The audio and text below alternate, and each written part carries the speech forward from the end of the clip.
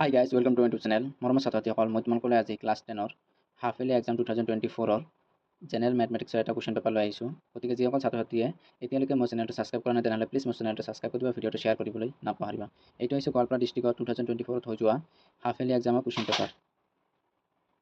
ইয়াত চোৱা মই তোমালোকক কুৱেশ্যন পেপাৰ দেখুৱাই যাম, লগতে ইয়াৰ এনচাৰবিলাক মই তোমালোকক কৈ যাম। গতিকে তোমালোকৰ যিহেতু হাফ ইয়াৰলি এক্সাম আহি আছে, গতিকে তোমালোকে এই ভিডিঅ'টো স্কিপ নকৰাকৈ সম্পূৰ্ণ চাই থাকিবা। লগতে তোমালোকৰ কিমান দূৰ পঢ়া হ'ল ইয়াৰ পৰা কিছু এটা ধাৰণা পাবা। ইয়াৰ প্ৰথম প্ৰশ্নটো দি আছিল যে বৃত্তৰ কালি a ইকুৱেল পাই আৰ স্কোৱাৰৰ বাবে দিয়া আছে। উক্তি a দিয়া আছিল যদি a বাঢ়ে তেন্তে r বাঢ়ে। উক্তি 2 দিয়া আছিল যদি a কমে তেন্তে যদি r কমে তেন্তে a বাঢ়ে। ইয়াৰ শুদ্ধ উত্তৰটো হ'ব a, অৰ্থাৎ a1 শুদ্ধ 2 অশুদ্ধ। তাৰপিছত চোৱা ইয়াৰ প্ৰশ্নটো দিছিল 2 নম্বৰত তিনিটা ক্ৰমিক স্বাভাৱিক সংখ্যা 10, 11, 12 তেন্তে 10 স্কোৱাৰ আৰু 12 স্কোৱাৰৰ মাজত কিমানটা স্বাভাৱিক সংখ্যা আছে? ইয়াৰ এনচাৰটো হ'ব c 43। তাৰপিছত প্ৰশ্নটো চোৱা ইয়াত দিছে যদি n 343 ৰ ঘনমূল তেন্তে n ৰ মান হ'ব। ইয়াৰ এনচাৰটো হ'ব c 7, কাৰণ 7ক তোমালোকে তিনিটা 7 পূৰণ কৰিলে কি পাবা? 343 পাবা 7 কিউব কৰিলে। তাৰপিছত চোৱা ইয়াৰ 4 নম্বৰ দিয়া আছে l plus m whole square minus l minus m whole square equal test. ইয়াৰ এনচাৰটো হ'ব d 4ml। তাৰপিছত প্ৰশ্নটো চোৱা ইয়াত দিয়া আছে 5 নম্বৰত শুদ্ধ উক্তিবোৰ বাছনি কৰা। ইয়াত দিছে যদি m যুগ্ম তেন্তে -1 to the power m equal plus minus 1। তাৰপিছতো 2 নম্বৰ দিয়া আছে চোৱা ইয়াৰ পাৰমাণৱিক ৰূপ লিখা আছে। তাৰপিছতো ইমানৰ এককৰ স্থানৰ অংকটো হ'ল 9।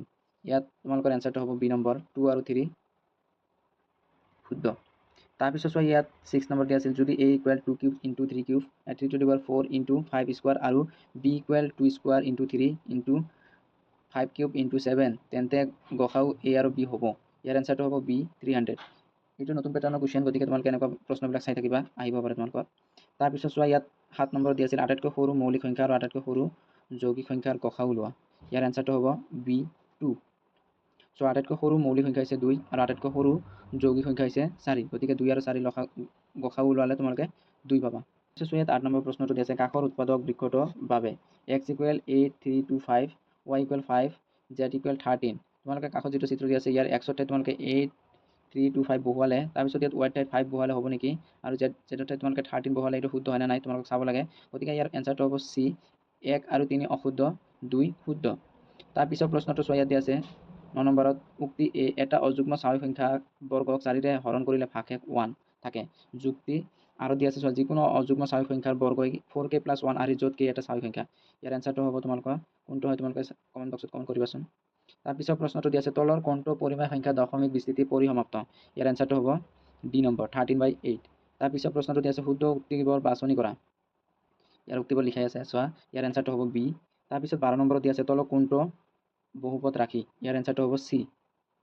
তাৰপিছত চোৱা ইয়াত দিয়া আছে 30 নম্বৰত এটা বহুপদ fx-ৰ লেখ তলত দিয়া হ'ল fx-ৰ শূন্য সংখ্যা কেইটা হ'ব। এইটো এটা অতি সহজ, তোমালোকে চোৱা ইয়াৰ যিটো গ্ৰাফটো আছে x অক্ষত কেইটা বিন্দুত কাটিছে, যিকেইটা বিন্দুত কাটে সেইকেইটা কি হ'ব ইয়াৰ শূন্য। যিহেতু ইয়াৰ চিত্ৰটো 3টা বিন্দুত কাটিছে, গতিকে ইয়াৰ এনচাৰটো হ'ব D3। তাৰপিছত চোৱা ইয়াত দিয়া আছে 2x² + 7x + 5 কিউব বহুপদটোৰ বাবে উক্তি বহুপদটোৰ লেখটো ঊৰ্ধ্বমুখী অধিবৃত্ত হ'ব। তাৰপিছত 2 দিয়া আছে বহুপদটোৰ মাত্ৰা 3।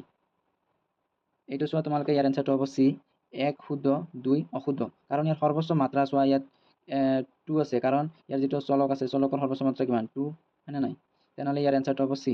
তাৰপিছত চোৱা ইয়াত 15 নম্বৰত দিয়া আছে যদি আলফা আৰু beta fx equal px² - 2x + 3p বহুপদটো শূন্য আৰু alpha plus beta equal alpha plus beta তেন্তে p ৰ মান হ'ব। ইয়াৰ এনচাৰটো হ'ব c 2/3। তাৰপিছত চোৱা ইয়াত 16 নম্বৰত দিয়া আছে ax³ + bx² + cx + d বহুপদটো দুটা শূন্যৰ প্ৰত্যেকেৰে শূন্য হ'লে তৃতীয় শূন্যটো হ'ব। ইয়াৰ এনচাৰটো হ'ব c - b/a। তাৰপিছত চোৱা ইয়াত 17ত দিয়া আছে যদি x + 2y = 3 আৰু 5x + ky + 7 = 0 সমীকৰণ দুটা অসংগত তেন্তে k ৰ মান হ'ব। ইয়াৰ এনচাৰটো হ'ব a 10। তাৰপিছত চোৱা ইয়াত 18 নম্বৰত x + y = 14 আৰু x - y = 4 সমীকৰণটোৰ সমাধান হ'ব। ইয়াৰ এনচাৰটো লিখিবা b 9,5। তাৰপিছত চোৱা ইয়াত মিলোৱা দিছে প্ৰদত্ত সমীকৰণটোৰ বাবে তলত দিয়া বৰ মিলোৱা। ইয়াৰ এনচাৰটো হ'ব তোমালোকৰ বি। তাৰপিছত চোৱা ইয়াত 10 নম্বৰত দিয়া আছে তলৰ ৰৈখিক সমীকৰণ কেইজোৰ বিবেচনা কৰা। ইয়াৰ এনচাৰটো হ'ব চি সংগত জোৰ কিন্তু অসংগত জোৰ। তাৰপিছত ইয়াত 21ত দিয়া আছে চোৱা 2x - 3y = 6 এডাল সৰল ৰেখাৰ সমীকৰণ। ইয়াৰ এনচাৰটো কোনটো হ'ব তোমালোকে কমেণ্ট বক্সত কমেণ্ট কৰিবা। তাৰপিছত চোৱা ইয়াত 22ত দিয়া আছে তলৰ কোনটো এটা দ্বিঘাত সমীকৰণ নহয়। ইয়াৰ এনচাৰটো হ'ব তোমালোকৰ বি নম্বৰ। তাৰপিছত দিয়া আছে চোৱা x² + px + 1 = 0 দ্বিঘাত সমীকৰণটোৰ বাবে তলত দিয়াবোৰ মিলোৱা। ইয়াৰ এনচাৰটো হ'ব ডি। তাৰপিছত চোৱা ইয়াত দিয়া আছে 2 প্লাছ ৰুট 3 আৰু 2 মাইনাছ ৰুট 3 মূল বিশিষ্ট দ্বিঘাত সমীকৰণটো হ'ল ইয়াৰ আনচাৰটো হ'ব A x square minus 4x plus 1 equal 0। তাৰপিছত চোৱা ইয়াত 25 দি আছে, এইটো চোৱা ইয়াৰ আনচাৰটো তোমালোকৰ চি নম্বৰটো হ'ব, উক্তি এ শুদ্ধ যুক্তি আৰ অশুদ্ধ। তাৰপিছত চোৱা ইয়াত দিয়া আছে 26ত, যদি A x square plus B x plus C equal 0 সমীকৰণটো এটা মূল আনটো 3 গুণ হয় তেন্তে ইয়াৰ আনচাৰটো হ'ব C 3b square equal 16ac। অতি ইম্পৰ্টেণ্ট প্ৰশ্ন এইটো। তাৰপিছত চোৱা ইয়াত 27ত দিয়া আছে A x square plus B x plus C equal 0, য'ত এ ডাজ নট ইকুৱেল 0 এটা বিশুদ্ধ দ্বিঘাত সমীকৰণ হ'ব যদিহে ইয়াৰ আনচাৰটো হ'ব চি বি ইকুৱেল 0। তাৰপিছত চোৱা ইয়াত দিয়া আছে আটাইবোৰ ত্ৰিভুজেই সদৃশ, আটাইবোৰ বৰ্গই সদৃশ, ইয়াৰ আনচাৰটো হ'ব 1 অশুদ্ধ কিন্তু 2 শুদ্ধ। তাৰপিছত ইয়াত দিয়া আছে চোৱা 29ত এটা ইম্পৰ্টেণ্ট প্ৰশ্ন দিয়া আছে, ইয়াৰ কোনটো ত্ৰিভুজ হয় তোমালোকে সৰ্বাংগসম এইটো বাচিব লাগে। তাৰপিছত 30ত দিয়া আছে এইটো প্ৰশ্ন। তাৰপিছত 31ত এইটো দিয়া আছিল, 32 দিয়া আছিল কাষৰ চিত্ৰ ডি ই সমান্তৰাল বি চি ইৰ মান ওলোৱা। এইটো তোমালোকে প্ৰথম উপপাদ্যটোত বহুৱাবা, ইয়াত A D by B D equal A E by E C হ'ব। ইয়াত যিবিলাকৰ মান দিয়া আছে তোমালোকে বহুৱাবা, তাৰপিছত ই চিটোৰ মান ওলাই যাব। ইয়াৰ এনচাৰটো হ'ব বি নম্বৰ 6 সেন্টিমিটাৰ। তাৰপিছত 33 দিয়া আছে কাষৰ চিত্ৰ O A equal A B equal B C equal C D equal D E আৰু পি বি সমান্তৰাল কিউ ই, তেন্তে O P by P Q equal ইয়াৰ এনচাৰটো হ'ব এ 2/3। তাৰপিছত 34 দিয়া আছে 0, -5 বিন্দুৰ অৱস্থান, এইটো হ'ব তোমালোকৰ ডি ৱাই অক্ষৰ ওপৰত।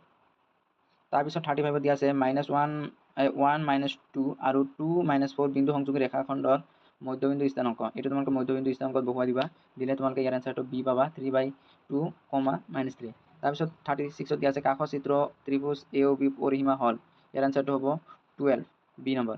তাৰপিছত 37ত দিয়া আছে 4p আৰু 1, 0 বিন্দু দুটা দূৰত্ব 5 হ'লে পিৰ মান হ'ব, ইয়াৰ এনচাৰটো হ'ব এ 4।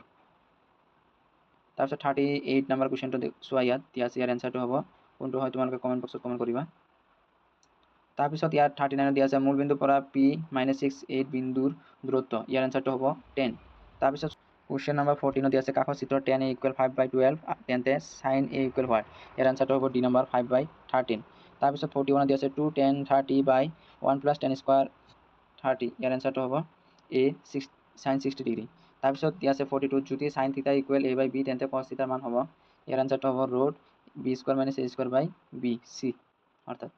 তাৰপিছত চোৱা 43 দিয়া আছে sin a + b equal sin a + sin b, 2 number দিছে sin থিটাৰ মান বাঢ়ে যদি থিটাৰ মান বাঢ়ে, 3 নম্বৰ দিয়া আছে থিটাৰ সকলো মানৰ বাবে sin থিটা ইকুৱেল cos থিটা, ইয়াৰ এনচাৰটো হ'ব ডি নম্বৰ।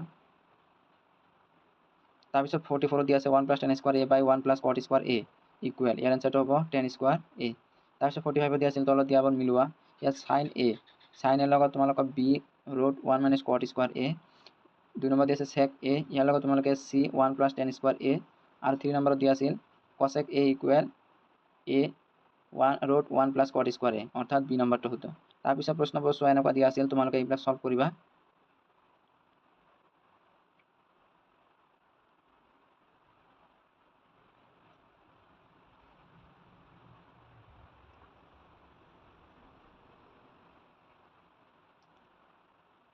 এইটোৱে আছিল ক্লাছ 10ৰ মেথছৰ কুৱেশ্যন পেপাৰ গোৱালপাৰা ডিষ্ট্ৰিক্টত হৈ যোৱা 2024 হাফ ইয়াৰলি এক্সামৰ কুৱেশ্যন পেপাৰ। গতিকে যদি ভিডিঅ'টো ভাল লাগিলে তেনেহ'লে প্লিজ মোৰ চেনেলটো ছাবস্ক্ৰাইব কৰিব, ভিডিঅ'টো শ্বেয়াৰ কৰিবলৈ নাপাহৰিব। Thank U.